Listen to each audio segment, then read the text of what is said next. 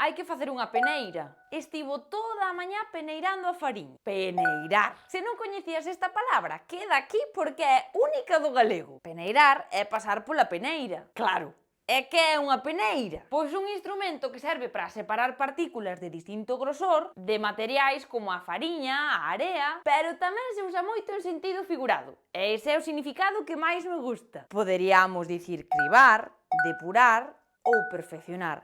Pero peneirar soa tan ben. Hai demasiadas fotos. Temos que facer unha peneira para revelalas. Ollo, peneirar ten un significado máis. Tamén significa mover moito os sombreiros e as cadeiras ao camiñar.